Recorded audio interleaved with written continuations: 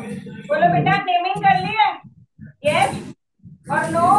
Raise your hand. Naming कर ली है, आइसोमेरिज्म कर ली है?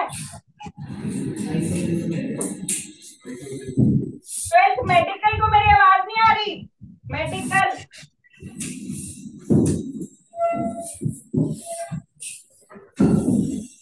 आवाज आ रही है मेरी? मेडिकल को?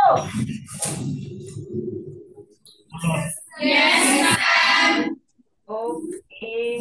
नेमिंग और आइसोमेरिज्म कर ली है? नहीं। काम स्टार्ट किया है?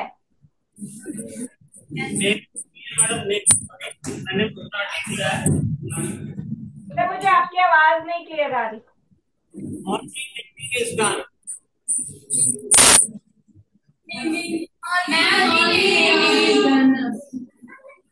नेमिंग करनी, अच्छा ओनली नेमिंग है डन। ओके ठीक है। तो नेमिंग तो आती है ना, नेमिंग के तो क्वेश्चंस कुछ कर सकते हैं। आइसोमेरिज्म मैं करवा दूंगी, ठीक है। करते हैं। ओके, इनकी आयु भी ऐसी नेमिंग करनी है हमने। पहला कंपाउंड है आपके पास CONH36Cl3। वैसे आपको असाइनमेंट्स मिली हैं? And take out assignment, then assignment क्या कर लेते हैं। देखो ये है, write the formula of the following coordination compounds. ठीक है, जब भी आपको कोऑर्डिनेशन कंपाउंड का फॉर्मूला लिखना होता है तो आप स्क्वायर ब्रैकेट के सबसे पहले जो सेंट्रल मेटल एटम है वो लिखते हो। ठीक है, उसके बाद आप लीगेंड्स लिखोगे। अगर ज्यादा लीगेंड्स हैं तो उनको अल्फाबेटिकल ऑर्डर में लिखोगे। ठीक है, फिर जो भी नेम आपको गिवन होता है उसमें आपको ऑक्सीडेशन नंबर इसका मेंशन होता है। ठीक है, इसको यूज करके और लिगेंड्स का कोई जो भी चार्ज है वो यूज करके आपको यहाँ पर इस कॉम्प्लेक्स पे क्या चार्ज है वो कैलकुलेट करना होता है। ठीक है, जैसे पहला आपको कंपाउंड दिया है टेट्रा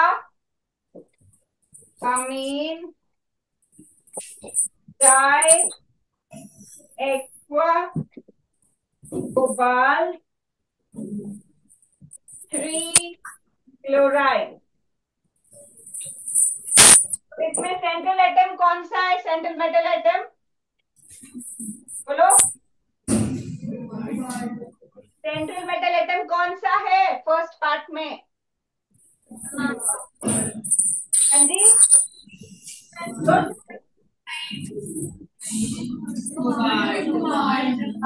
डी ब्लॉक का एलिमेंट होगा। मोस्टली 21 to 30 के बीच वाला एलिमेंट होगा।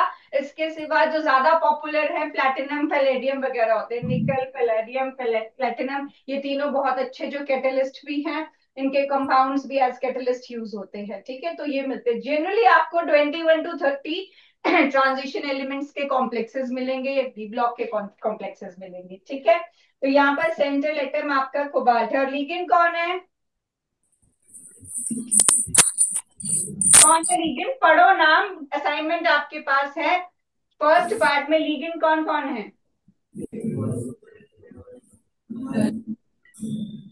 जोर से बोलो, आपका माइक इतना इफेक्टिव नहीं है। अमीन है और एक्वा है। दो लिगेंड्स है इसमें।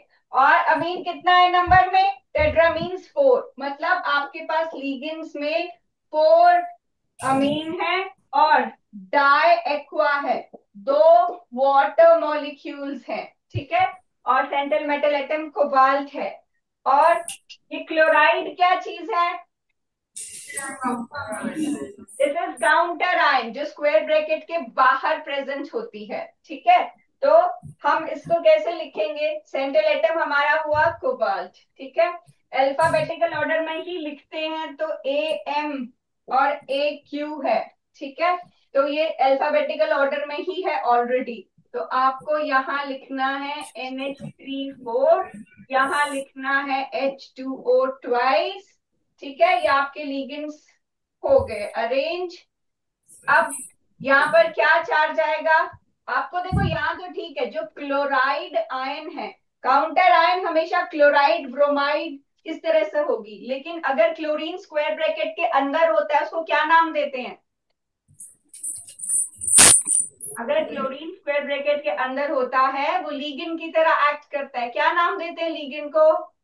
जब क्लोरीन लीगेंड हो तो क्लोराइड हो। ठीक है, अब देखो यहाँ पर x की वैल्यू कैसे निकालोगे? जिसको आता है रेडियो हैंड, से मुझे रैंडम पता नहीं चल रहा कि कौन दे रहा आंसर, जिसको आता है वो बता सकता है मुझे। रेडियो हैंड कौन बोल रहा है?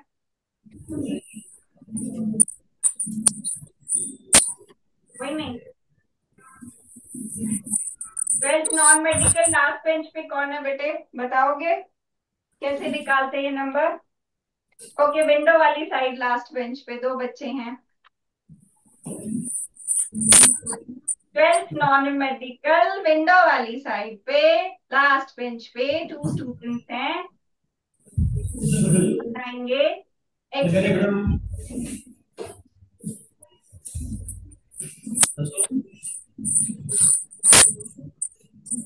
आता है? यस और नो बोल दो।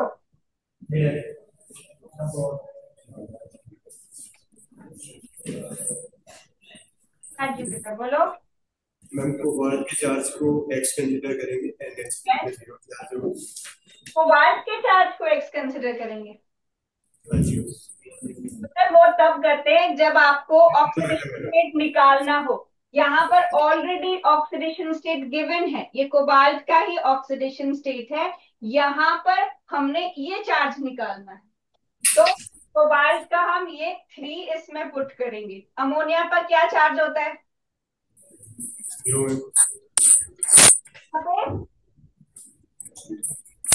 कितना चार्ज होता है?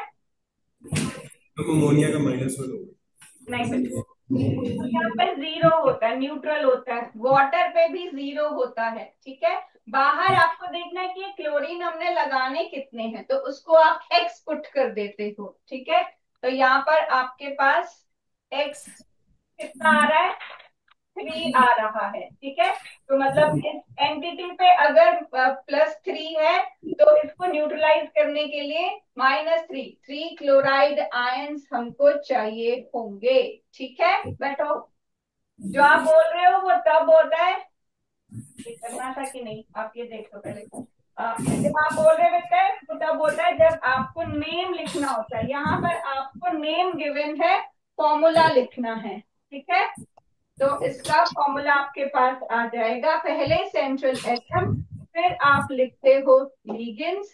4 है आपके पास अमोनिया, 2 है आपके पास वाटर मॉलिक्यूल्स, और इस इनके रिस्पेक्टिव चार्जेस पुट करके हमें 3 मिल जाते हैं क्लोरीन। ठीक है, इसी को फॉलो करके नेक्स्ट बनाना है अभी। चलो देखो ये हो गया। कोई डाउट है इसमें तो पूछ लो, एक ढंग से समझोगे तब आपको अगले पता चलेंगे। सब में ऐसा ही करना पड़ता है, एंटिटी पे चार्ज निकालने के लिए सेंट्रल मेटल एटम का और लिगेंड्स का चार्ज आपको पता होना चाहिए। नाम लिखना है तो लिगेंड्स का नेम आपको पता होना चाहिए। चलो फिर सेकंड है, दिस इज पोटेशियम टेट्रा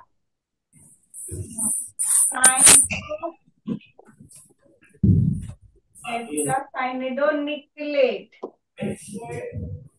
निकलेट, ठीक है, तो बनाओ जरा, क्या फॉर्मूला बनेगा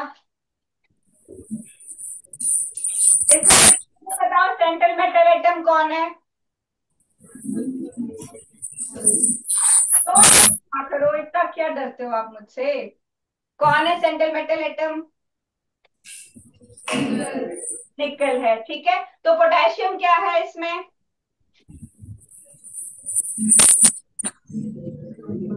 पोटेशियम क्या है बेटा? काउंटर आयन है। ठीक है, इसको आप कैसे लिखते हो? ये स्क्वायर ब्रैकेट से पहले आएगा और यहाँ पर आपके पास गैप होगा, एक स्पेस आपको छोड़ना पड़ेगा, एक, ये बहुत ज्यादा इसलिए ताकि रिप्रेजेंट कर सकूं। अदरवाइज देखो, जैसे IUPAC नेमिंग हम करते हैं, वो एक सिंगल वर्ड, जो भी अंदर वाली चीज है विदाउट स्पेस एक सिंगल वर्ड में चलती है, ठीक है। ये देख रहे हो, ओ सॉरी, मैं आपको यही बता रही हूँ कि यहाँ पर आपको ये गैप यहाँ पर मिलता है, ठीक है, कि ये गैप आपको इसलिए रखना होता है क्योंकि ये काउंटर आयन है। और जो जैसे हम अगर NaCl लिखते हैं तो Na पॉजिटिव और Cl नेगेटिव लिखते हैं ना, तो हमेशा हम ये अज्यूम करते हैं कि पॉजिटिव आयन को पहले लिखा जाएगा और नेगेटिव आयन को बाद में लिखा जाएगा। जो आपका पिछला वाला एग्जाम्पल था उसमें क्या था, उसमें क्लोराइड आयन थी, तो उसमें ये पॉजिटिव थी और ये नेगेटिव आयन थी। तो हमेशा यही अजम्पशन होती है कि पॉजिटिव आयन पहले लिखी जाती है और नेगेटिव आयन बाद में। तो इसमें जो पोटेशियम है वो पॉजिटिव आयन है, ठीक है। लेकिन हमें पता नहीं है कि कितना पोटेशियम इसके अंदर है, तो इसको हमने लिख दिया के। अब स्क्वायर ब्रैकेट में सबसे पहले कौन आएगा,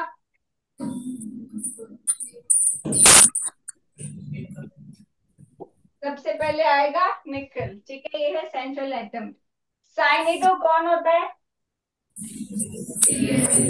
Cn, ठीक है। क्या चार्ज होता है Cn पे, -1, ठीक है। तो टेट्रा साइनो है, तो 4 साइनाइड, ठीक है, और निकल। अब हमें यहाँ पर देखना है कि ये के हमको कितना लगाना है, तो ये हमारे लिए x हो गया, x का निकल का चार्ज दिया हुआ है 2। अब एक साइनाइड पे -1 चार्ज होता है, तो 4 साइनाइड्स हैं, तो ये -4 हो जाएगा। तो x -2 इज इक्वल टू 0 या x इज इक्वल टू 2 आ जाएगा। तो हमने यहाँ पर k कितना लिखना है, 2 लिखना है, ऐसे निकालते हैं। आपको सेंट्रल मेटल एटम का ऑक्सीडेशन स्टेट को यूज करना है और जो काउंटर आयन है उसको इसमें x पुट करना है, ठीक है।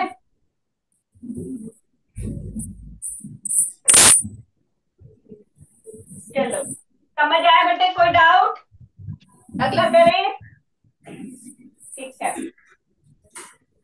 नेक्स्ट है हमारे पास tris ethane 1,2 diamine chromium B chloride, ठीक है। तो En कॉम्प्लेक्स सब्स्टिट्यूएंट है एक, En होता है इथेन 1,2 डायमीन या इथाइलिन डायमीन, ठीक है। CH2NH2 CH2NH2 बाइडेंटेट लिगेंड है, 2 लोन पेयर डोनेट कर सकता है, साइक्लिक स्ट्रक्चर बना सकता है, चिलेट कॉम्प्लेक्सेस बना सकता है, रिंग स्ट्रक्चर ऐसा बना के चिलेशन शो कर सकता है, ठीक है। और इसके लिए बाय ट्राई नहीं लगता, अगर 2 हो तो बिस लगता है, 3 हो तो ट्रेस लगता है। कोऑर्डिनेशन कंपाउंड मैक्सिमम 6 बॉन्ड बना सकता है, ऑक्टाहेड्रल कॉम्प्लेक्स जैसे बनते हैं, तो उसमें ये मैक्सिमम 3 लगाएगा तो ट्रेस हो जाएगा, ठीक है। तो 3 इथेन 1,2 डायमीन है और क्रोमियम है और क्लोराइड है, ठीक है। तो स्ट्रक्चर मैंने आपको बस बताया कि आपको साथ साथ कुछ कुछ और चीजें भी याद हो जाएं। बहुत इंपॉर्टेंट लिगेंड है ये, बाइडेंटेट लिगेंड है, और ठीक है। स्क्वायर ब्रैकेट सबसे पहले किसको लिखेंगे, क्रोमियम, के बाद क्या लिखेंगे, इथेन 1,2 डायमीन का सिंबल क्या होता है, En, ठीक है। कितने En है हमारे पास, 3, ठीक है। अब हमें नहीं पता क्लोरीन कितने हैं, आप पता करो जरा कितने हैं। यहाँ पर 3 है इसका चार्ज, En पे 0 चार्ज, अभी बनाया था ना, तो उस पे लोन पेयर थे, कोई नेगेटिव चार्ज नहीं है। ये जो लिगेंड्स हैं वैसे पॉजिटिव, नेगेटिव, न्यूट्रल तीनों हो सकते हैं। पॉजिटिव वाले बहुत कम है, हाइड्रोजीनियम, नाइट्रोसोनियम और बेरली यूज होते हैं, ठीक है। और नेगेटिव वाले सबसे ज्यादा है, और न्यूट्रल वाले सबसे कॉमन यही हैं। ईएन हो गया, वाटर हो गया, अमोनिया हो गया, ये सारे न्यूट्रल वाले लिगेंड्स हैं, ठीक है। तो ओएक्स क्यों लिखा है मैंने, अच्छा ऑक्सीडेशन क्या मैं, हाँ, तो ये जीरो लिखा था, मुझे लगा मैंने ओ एक्स लिखा है। Okay, 0 × 3 is equal to x, ठीक है। तो ये तो जीरो हो गया, तो ये एक्स आ गया 3, इसका मतलब यहाँ पर आपके पास 3 क्लोराइड आयंस होंगे, ठीक है। अच्छा, अब अगर इसका स्ट्रक्चर बनाने को आ जाए तो आप कैसे बनाते हो। हमने देखा कि एक ईएन 2 बॉन्ड बनाएगा, ठीक है। तो 3 ईएन 6 बॉन्ड्स बनाएंगे, तो इसके लिए आप हमेशा ऐसे 6 बॉन्ड्स एक एक्स बना के बीच में से कट कर देना, सिमेट्रिकल सा रहेगा। ईएन को बनाने के लिए वैसे ऐसे कोई फिक्स्ड रूल नहीं है, मैं ऐसे बनाती हूँ, आप जैसे भी, आपके टीचर बोलते हैं जैसे भी आप बना सकते हो, जैसे एनसीईआरटी में बहुत डिजाइनर से ऐसे करके दिए हुए हैं, कोई फिक्स रूल नहीं है, पर मैं ऐसे रिप्रेजेंट कर देती हूँ ताकि इजी भी रहे, आराम से हो जाए, ठीक है।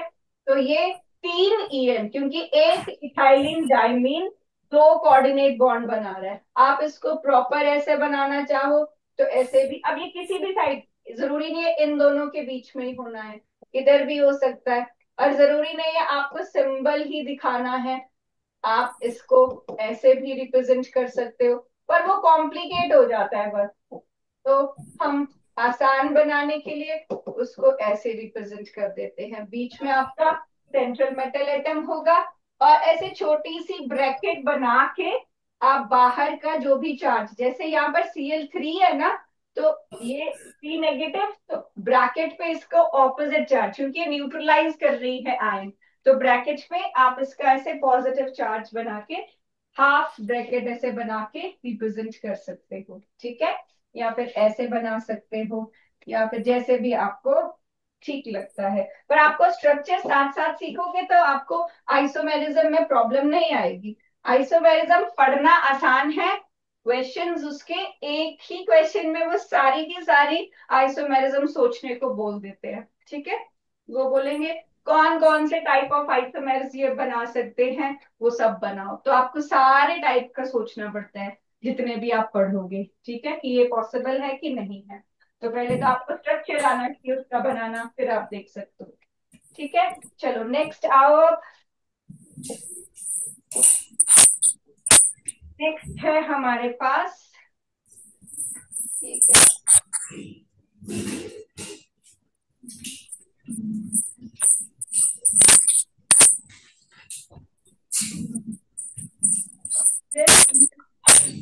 वन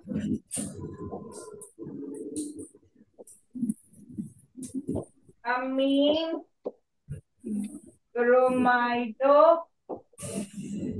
क्लोराइडो नाइट्रिटो एन प्लैटिनेट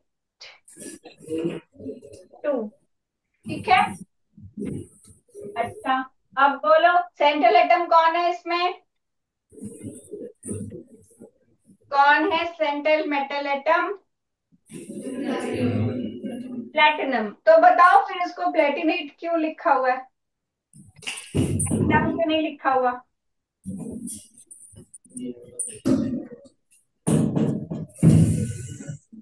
जल्दी बोलो,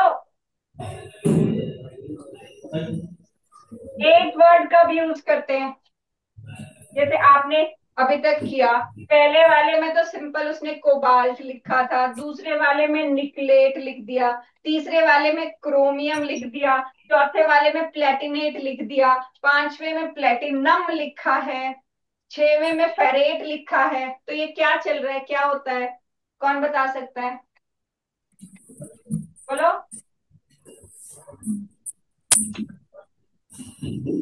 बोला करो बेटे, ऐसा लगता है कि फिर आता नहीं है तुम। मैम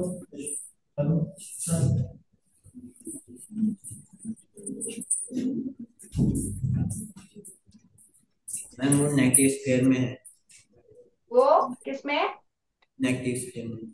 हाँ जी, नेगेटिवली चार्ज वो कॉम्प्लेक्स है, उसकी ब्रैकेट के बाहर नेगेटिव, जिसकी ब्रैकेट के बाहर भी नेगेटिव होता है उसके नाम के साथ 8 लगता है। गुड बेटा, बैठो बेटा, बोल दिया करो, मैं कौन सा डांट रही हूँ। ऐसे भी मुझे ज्यादा बुरा लगता है कि जब तुम रिस्पॉन्ड नहीं करते हो, ठीक है। देखो, तो ये कहता है कि या तो तुम्हारे यहाँ पर कोई नेगेटिव चार्ज हो, या फिर तुम्हारे कॉम्प्लेक्स से पहले कोई पॉजिटिवली चार्ज आयन हो, क्योंकि उसका अल्टीमेटली यही मतलब है कि ये न्यूट्रलाइज कर रही है, तो यहाँ कोई नेगेटिव चार्ज होगा। ठीक है। तो जब भी आपके कॉम्प्लेक्स के बाहर नेगेटिव चार्ज होता है, या कॉम्प्लेक्स से पहले पॉजिटिवली चार्ज आयन होती है, तब मेटल एटम के नाम के साथ 8 लगता है। जैसे सेकंड वाले पार्ट में हमने किया, तो सेकंड वाला पार्ट में पहले पोटेशियम आयन थी बाहर, इसीलिए उसके अंदर वाले कॉम्प्लेक्स पे निकल के साथ 8 लग गया, क्योंकि बाहर पोटेशियम आयन थी। ठीक है। अब इसमें बाहर तो कोई आयन नहीं भी है, बट फिर ये हो जाएगा कि पक्का इसके कॉम्प्लेक्स के बाहर कोई नेगेटिव चार्ज होगा। ठीक है। चलो, अब है हमारे पास, हाँ जी, तो इसमें प्लैटिनम पहले लिख दिया, फिर है अमीन।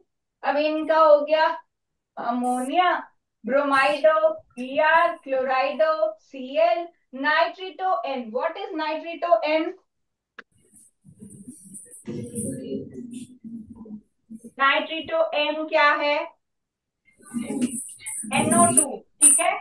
NO2 और ONO ये दोनों एम्बिडेंटेट लिगेंड हैं। अगर आप सेम नेम यूज कर रहे हो, आपको बताना होगा कि वो कॉम्प्लेक्स में किस मेटल के साथ, किस एटम के साथ ज्वाइंट है।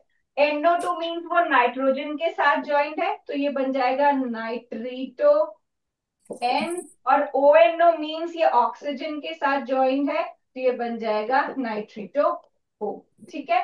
तो यहाँ लिखा है नाइट्रीटो एन, तो आप इसको लिखोगे NO2। अब ये सारे लिगेंड्स को हम यहाँ पर लिख देते हैं, अल्फाबेटिकल ऑर्डर में ही है। अगर आप देखो, ये अमीन है, ये ब्रोमाइडो है, ये क्लोराइडो है, ये ABC और फिर N। ठीक है। तो इसी ऑर्डर में ये दिए, ऐसे ऐसे ही होते हैं जनरली, लेकिन जरूरी नहीं है, वो जान के आगे पीछे भी दे सकते हैं। तो आपको इनको अरेंज भी ऐसे ही करना है, क्योंकि जब आप कॉम्प्लेक्स से नेम लिखते हो तब भी आप अल्फाबेटिकल ऑर्डर में ही लिखते हो। तो ये बन जाएगा NH3Br Cl NO2। अब इसका चार्ज का पता करते हैं। प्लेटिनम पे इन्होंने 2 दिया है, अमोनिया पे क्या चार्ज है? 0। ब्रोमीन पे क्या चार्ज है? -1। क्लोराइडो पे क्या चार्ज है? -1। और नाइट्रेटो पे क्या चार्ज है? NO2 पे -1। ठीक है। Is equal to x। तो ये तो कट जाएगा, x is equal to, is it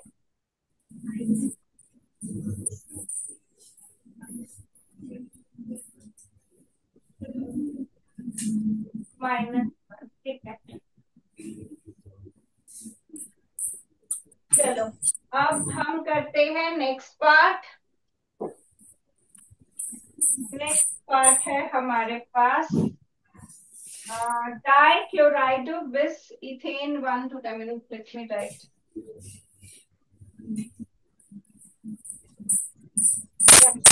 डाइक्लोराइडो बिस ethane 1,2-diamine platinum 4 nitrate। platinum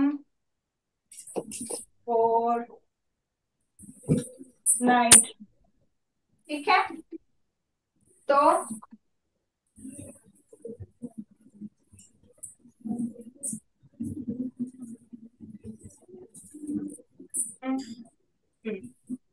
डाइक्लोराइडो बिस 1,2-diamine platinum nitrate। यस। अब बोलो, स्क्वायर ब्रैकेट के सबसे पहले कौन है? प्लैटिनम। फिर दिस इज Cl। डायमीन 2, फिर बिस EN, ठीक है, और प्लेटिनम 4, नाइट्रेट। अब ये नाइट्रेट कहाँ आएगा? Outside the square bracket. ये एक काउंटर आयन है, ठीक है, और इसका कितने आएंगे वो चेक करने के लिए यहाँ हम पुट कर रहे हैं 4। एक क्लोरीन पे है -1 चार्ज, EN पे है 0 चार्ज, और इससे क्या मिल रहा है आपको? 2। तो यहाँ पर आ जाएगा ट्वाइस। समझे? ऐसे आप निकालते हो। एक आप, नहीं ये मैं करवाती हूँ क्योंकि ये थोड़ा सा कॉम्प्लेक्स। अब देखो, ये है आयरन 3, ये है हेक्सा साइनिडो फेरेट 2, ठीक है। तो आता है ये वाला, बताओ मेडिकल में से कोई, गर्ल्स में से कोई? हाँ जी, कम फॉरवर्ड कितना आता है? Let's try.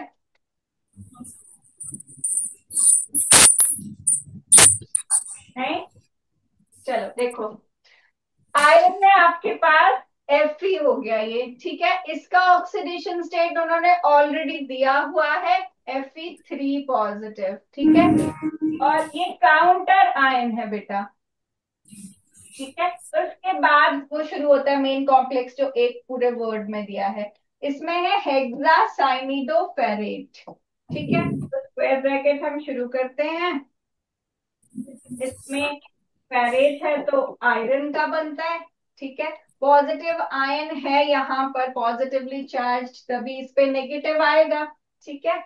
अब 6 साइनाइड है इसमें, और इस वाले आयरन पे 2 चार्ज है। इस पे कितना होगा? -1 × 6, ठीक है।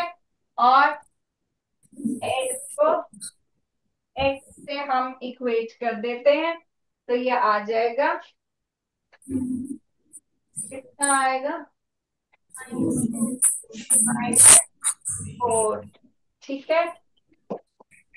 अब इस आयन पे +3 था, उस पे -4 है, तो इसका 4 इधर आ जाएगा, और FeCN6 थ्राइस इधर आ जाएगा, ठीक है। Fe4 FeCN6 thrice. चलो, अब नेक्स्ट है हमारे पास IUPAC नेमिंग लिखना है। ये तो जल्दी जल्दी होना चाहिए क्योंकि ये आपने सबसे पहले ये किया होगा। इसका देखो, फर्स्ट पार्ट है CONH3 6Cl3। कहां से स्टार्ट करेंगे नेमिंग? बोलो साथ साथ में सारे। Hexamine,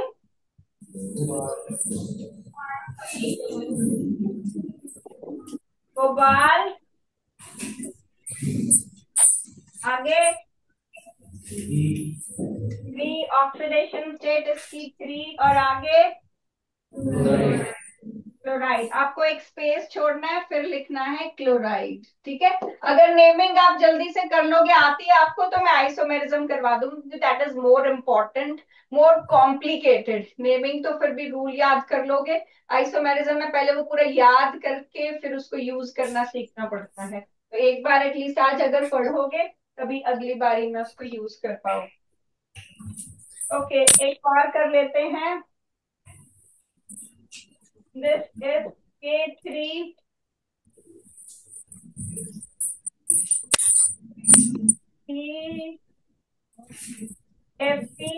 FeCN6। बोलो क्या नाम है इसका? पहले क्या लिखेंगे?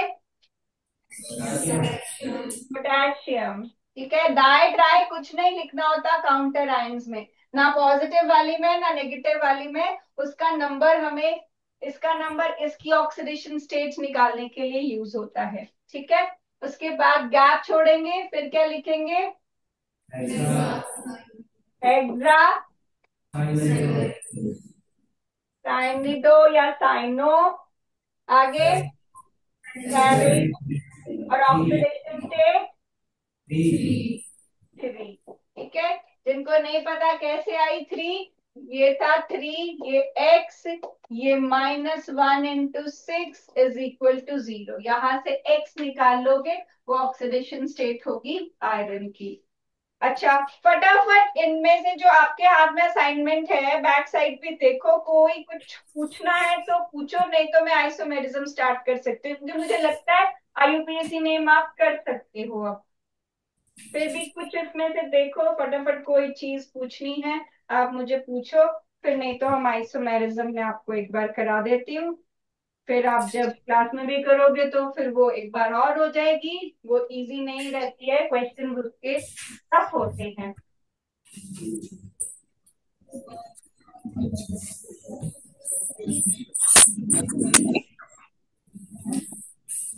बोलो, कोई क्वेश्चन करवा दूं तो क्वेश्चन नंबर बोलो वो।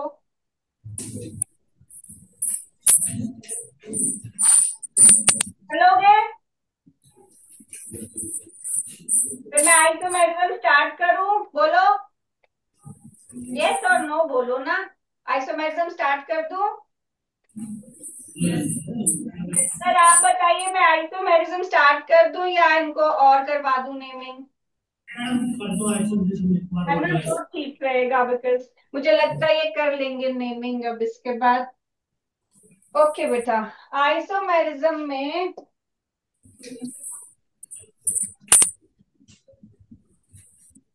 ये देखो, आइसोमेरिज्म मेनली आपके पास ये दो तरह की होती है, एक होती है स्ट्रक्चरल आइसोमेरिज्म, एक होती है स्टीरियो आइसोमेरिज्म। ठीक है, स्ट्रक्चरल आइसोमेरिज्म फर्दर 4 टाइप्स की होती है, लिंकेज, कोऑर्डिनेशन, आयनाइजेशन और सॉल्वेट। ठीक है, और स्टीरियो आइसोमेरिज्म होती है ज्योमेट्रिकल आइसोमेरिज्म और ऑप्टिकल आइसोमेरिज्म। ठीक है, अब इसमें ये स्ट्रक्चरल आइसोमेरिज्म तो इजी है, एक एक एग्जाम्पल आप अपने माइंड में सेट कर लोगे तो हो जाएगी। अब आइसोमेरिज्म में ये मत सोचना कि हमको वो ऐसे बनाने को देंगे, ये मैंने पहले इसीलिए बना के रखा है, ऐसा कोई पूछेगा नहीं कि what are different type of isomers, इतना इजी नहीं आता है। आपको हर काम एग्जाम्पल पे करना है, कि एग्जाम्पल एक मैं याद कर लेता हूँ कि लिंकेज का क्या है, कोऑर्डिनेशन का क्या है, आयनाइजेशन का क्या है, सॉल्वेंट का, उससे रेफरेंस लेके उसको लिख देना है। अगर आपको वन इन केस 1 मार्क के लिए आता भी है कि व्हाट इज लिंकेज आइसोमर, तो वो तुम्हारी डेफिनेशन नहीं सीख कर रहे हैं, वो एक एग्जाम्पल सीख कर रहे हैं। अगर एग्जाम्पल नहीं लिखोगे आपको थ्योरी का मार्क्स नहीं मिलेगा। ठीक है, तो फोकस मोर ऑन एग्जाम्पल। ठीक है, तो सबसे पहले जैसे लिंकेज आइसोमेरिज्म है।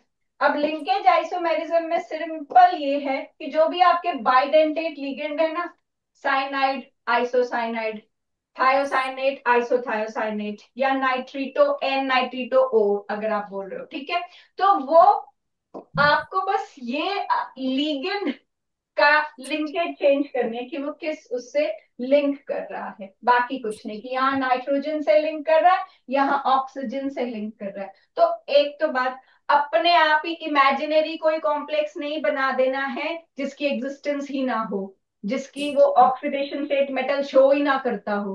तो एक लर्न कर लो, ठीक है, उसको फिर लिखना, ऐसे अपनी तरफ से नहीं कि हाँ ये तो मैं खुद बना लूंगा, बस यही तो करना है कि NO2 का ONO, करना यही है। मगर पता चला आपने 7 लिगेंड लगा दिए, पता चला जिस जो ऑक्सीडेशन स्टेट बन रही है उस सेंट्रल मेटल एटम की, वो एग्जिस्ट ही नहीं करती। तो ऐसी गलती नहीं करनी है, फिर मैम गलत करेगी या सर गलत करेंगे तो आप बोलोगे कि हमने तो लिखा था, सर ने मार्क्स नहीं दिए। ठीक है, तो ये छोटी छोटी चीजें ध्यान में रखिए। फिर कोऑर्डिनेशन कॉम्प्लेक्स, इसमें 2 का सेट होता है। ठीक है, अब इसमें जो पहला वाला होता है हम उसको कैटायनिक अज्यूम करते हैं, और जो दूसरा वाला होता है उसको हम एनाइनिक अज्यूम करते हैं। ठीक है, जैसे मैंने बोला NaCl लिखते हो तो Na कैटायन है, Cl एनायन है, आयनिक कंपाउंड्स को लिखने का यही तरीका है। तो ये एक आयनिक कॉम्प्लेक्स का कपल है, कोऑर्डिनेशन कंपाउंड। ठीक है, अब इसमें देखो, यहाँ कोबाल्ट के साथ अमोनिया लगा था और यहाँ क्रोमियम के साथ साइनाइड। हमने क्या किया, इसमें सेंट्रल मेटल एटम चेंज कर दिया। पहले तो हमको कैटायनिक ही रखना है। अब आप खुद सोचो, यहाँ पर कोबाल्ट एक्स डालोगे और अमोनिया का तो 0, तो जो भी कोबाल्ट का सबसे स्टेबल ऑक्सीडेशन स्टेट है 3 पॉजिटिव, वो यहाँ पर ये शो करेगा और यहाँ 3 नेगेटिव। ओवरऑल ये न्यूट्रलाइज हो जाता है। अब इतना डीप करने की जरूरत नहीं है, ऐसा नहीं आता है, ठीक है, पर मैं वैसे बता रही हूँ। आपको क्या याद रखना है कि आपने यहाँ पर बस इन मेटल्स को एक्सचेंज कर देना है, ये ध्यान रखते हुए। ये मैं इसलिए बता रही हूँ कि कैटायनिक पहले होता है, तो टीचर आपका गलत कर सकता है, बोर्ड में भी गलत हो सकता है अगर आप ऐसा कर दो कि चल मैं यहाँ साइनाइड लिख देता हूँ, यहाँ अमोनिया। नहीं, वो पहले एनाइनिक आ जाएगा फिर कैटायनिक आ जाएगा। तो ऐसा ही लिखना कि कोबाल्ट के साथ अमोनिया, क्रोमियम के साथ साइनाइड, फिर हमने मेटल एक्सचेंज कर दिए, लीगेंड वही रहने दिए ताकि कैटायन एनायन चेंज ना हो जाए, ठीक है। तो बस इतना किया है, कोबाल्ट की जगह क्रोमियम लिख दिया, क्रोमियम की जगह कोबाल्ट, ये बन गया कोऑर्डिनेशन आइसोमर। फिर आया आयनाइजेशन आइसोमर। इसमें आयनिक कॉम्प्लेक्स लोगे आप और जो आपकी आयन्स हैं उनको एक्सचेंज करना है। Br को अंदर ले आए, SO4 को बाहर, ठीक है। आइसोमर्स है ये, तो फॉर्मूला तो सेम रहेगा, बस आपने किसको किससे एक्सचेंज किया, एक आयन को दूसरी आयन से एक्सचेंज किया, वो बन गया आयनाइजेशन आइसोमर, ठीक है। और सॉल्वेट आइसोमर या हाइड्रेट आइसोमर, इसमें आप वाटर मॉलिक्यूल को एक्सचेंज करते हो, ठीक है। तो यहाँ पर ये वाटर मॉलिक्यूल अंदर है, ब्रोमीन बाहर है। आपने, मैंने इसमें कुछ गड़बड़ किया है क्या, हाँ क्लोरीन भी साथ में दे दिया है, ठीक है। वाटर पर जितने भी आप बाहर एक्सचेंज करते हो उतने ही अंदर आने चाहिए, ऐसा नहीं कि बस भेज दिया बाहर हो गया, अलग आइसोमर बन गया। एक्सचेंज चलेगा, सेंट्रल मेटल एटम का कोऑर्डिनेशन नंबर चेंज नहीं करना है, ठीक है। तो ये हो गया आपके structural isomer. I repeat, linkage isomer में कौन किससे लिंक कर रहा है वो बस चेंज करना है, एम्बिडेंटेट लिगेंड लगा के। कोऑर्डिनेशन आइसोमेरिज्म में दो का सेट है, सेंट्रल मेटल एटम चेंज करना है, प्रोवाइडेड पहला कैटायनिक फिर एनायनिक कॉम्प्लेक्स बने। आयनाइजेशन में स्क्वायर ब्रैकेट के अंदर और बाहर की आयंस एक्सचेंज करनी है। और सॉल्वेट या हाइड्रेट आइसोमेरिज्म में वाटर मॉलिक्यूल अंदर या बाहर करना है, ठीक है। मतलब एक अंदर एक एक्सचेंज करना है, कोऑर्डिनेशन नंबर चेंज नहीं करना है किसी भी उसका कॉम्प्लेक्स का, ठीक है। लिखोगे आप ये और चार्ट वाला, फिर वो एक एक एग्जांपल लिख लो, फिर उसके बाद ज्योमेट्रिकल और ऑप्टिकल करते हैं।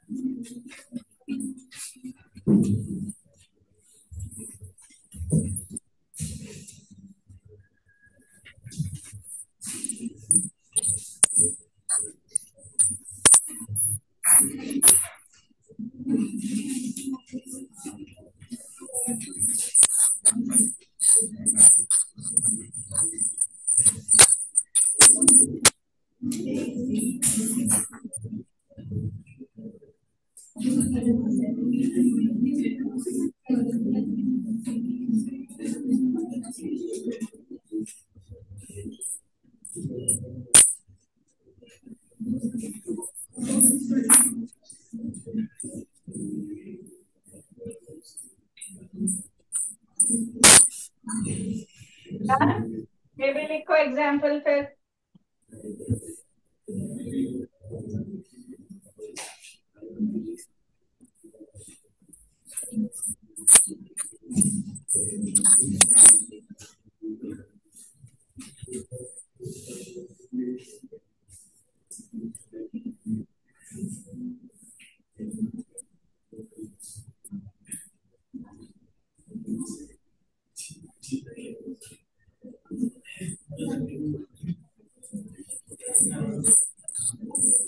चलो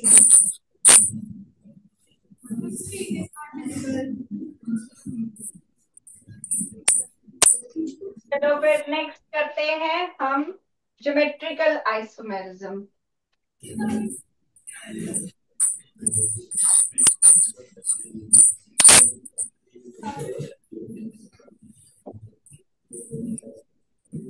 ज्योमेट्रिकल आइसोमेरिज्म में ये कहता है कि जैसे आपके पास टेट्राहेड्रल कॉम्प्लेक्स होते हैं, स्क्वायर प्लेनर कॉम्प्लेक्स होते हैं, ऑक्टाहेड्रल कॉम्प्लेक्स होते हैं। तो जो टेट्राहेड्रल कॉम्प्लेक्स है उसमें ना सारा भी सिमेट्रिकल होता है, सब जगह 109.5 का एंगल होता है, ठीक है। लेकिन ज्योमेट्रिकल आइसोमर्स में हमें क्या चाहिए? ज्योमेट्रिकल आइसोमेरिज्म में दो फॉर्म्स होती हैं, एक होती है सिस फॉर्म और एक होती है ट्रांसफॉर्म, ठीक है।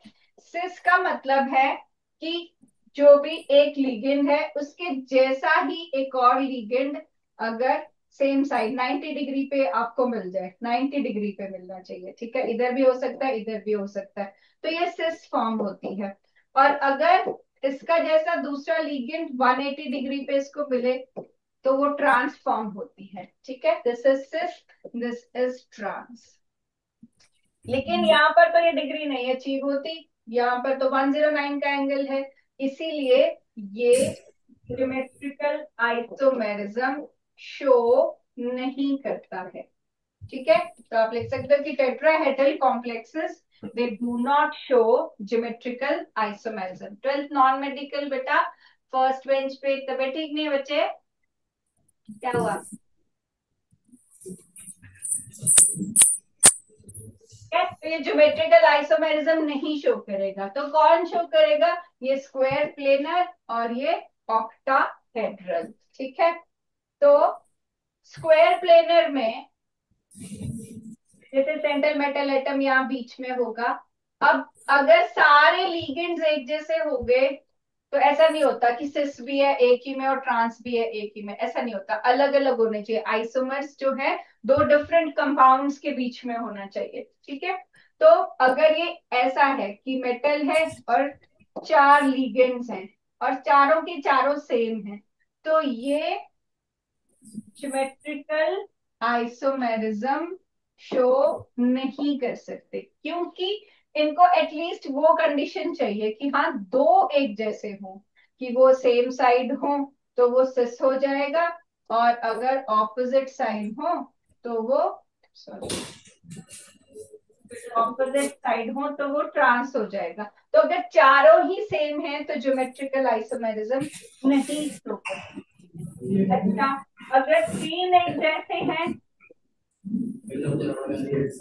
एक केस है तीन एक जैसे हैं, तब भी ज्योमेट्रिकल आइसोमेरिज्म नहीं एग्जिबिट होता है, क्योंकि तो अब ऐसा नहीं होता कि ये सिस और ट्रांस की है, ठीक है।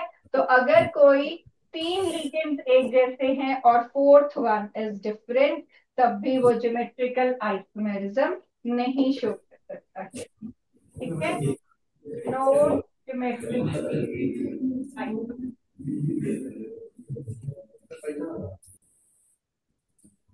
ठीक है।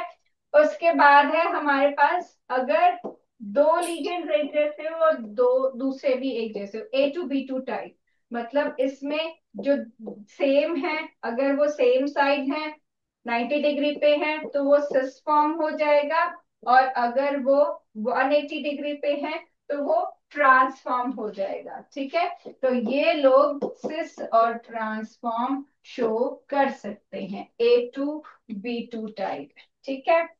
अब अगर आपके पास ये केस भी है कि दो तो एक जैसे हैं लेकिन third and fourth are different, ठीक है, इस तरीके से, तो कोई बात नहीं, अगर ये दोनों डिफरेंट भी हैं एटलीस्ट ये और ये आपस में सिस और ट्रांस शो कर सकते हैं। तो इसको हम लिखते हैं A2BC टाइप, ठीक है। इसमें भी सिस, ये सिस फॉर्म हो गई और ये ट्रांस फॉर्म हो गई, तो ये हो जाता है A2BC टाइप। तो MA2BC जो है ये भी आइसोमेरिज्म शो कर सकता है, एक सिस फॉर्म और एक ट्रांसफॉर्म, ठीक है। और अगर चारों के चारों लिगेंड डिफरेंट हैं, उसको हम बोल देंगे MABCD टाइप। चारों के चारों डिफरेंट है, तब भी वो सिस ट्रांस शो कर सकता है। अब वो आपको फिक्स्ड वो याद ही रख लेना है कि जैसे अगर आपके पास ये मेटल है, इसके यहाँ ABCD ऐसे आपने लगाया है, तो एक को फिक्स्ड रख देना है। जैसे ए को आपने फिक्स्ड रखा है, एक बार इसके ऑपोजिट आप देख रहे हो सी लगा हुआ है, तो एक बार इसके ऑपोजिट आप बी लगा दो, और एक बार इसके ऑपोजिट आप डी लगा दो। ठीक है, बाकी जो बचा उसको ऐसे अरेंज कर दो। अब देखो इसमें जो आपका ए और बी है, वो इस और इस केस में दोनों में सिस में है, ए और बी, तो ये दोनों सिस फॉर्म हो गई। और इस केस में ए और बी ट्रांस फॉर्म में है, तो ये ट्रांस हो गया।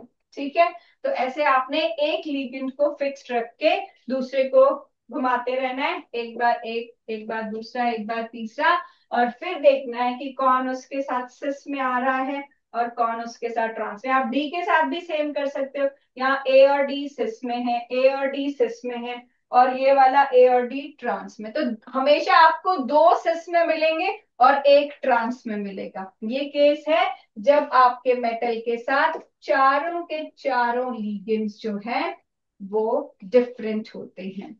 ठीक है, नॉन मेडिकल का ध्यान कहीं और ही है। चलो, उसके बाद है हमारे पास सिक्स लिगेंड्स वाला।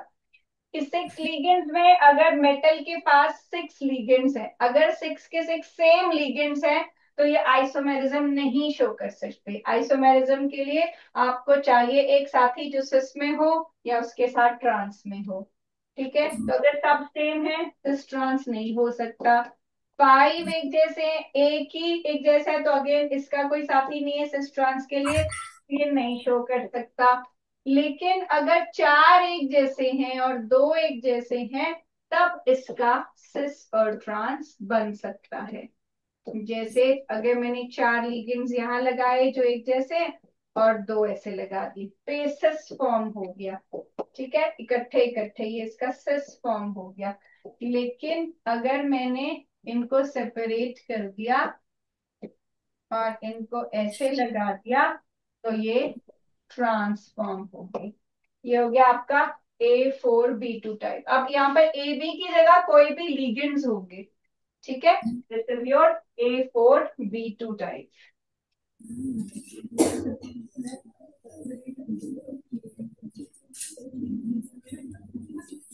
फिर उसके बाद नेक्स्ट आता है आपका A3B3 टाइप। ये स्पेशल टाइप ऑफ आइसोमेरिज्म इसमें है, इसको स्पेशल नेमिंग दिया है A3B3 टाइप को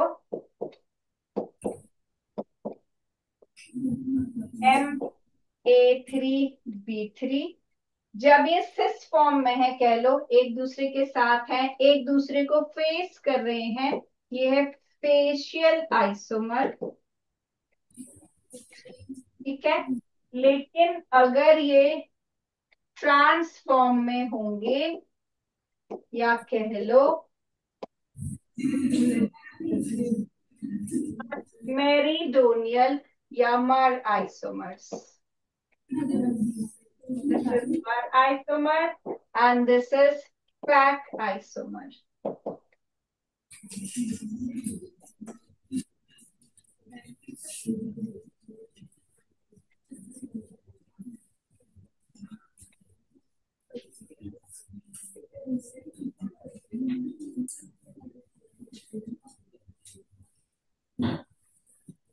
ठीक है, तो अभी इतना ही करो आप ज्योमेट्रिकल वाला, ऑप्टिकल, और इसको एक बार तो फिर अगर आप तब तक कर लोगे तो अच्छी बात है, फिर हम नेक्स्ट उसमें क्वेश्चंस कर लेंगे। अदरवाइज एटलीस्ट ये सारे जो भी हमने एग्जांपल्स किए वो आप इतना कर लेना, एटलीस्ट आयनाइजेशन, कोऑर्डिनेशन, सॉल्वेट और लिंकेज वाले एग्जांपल्स कर लेना। और ज्योमेट्रिकल आइसोमर एटलीस्ट की होता क्या चीज है वो कर लेना, फिर नेक्स्ट टाइम हम इसके क्वेश्चंस करते हैं। Thank you.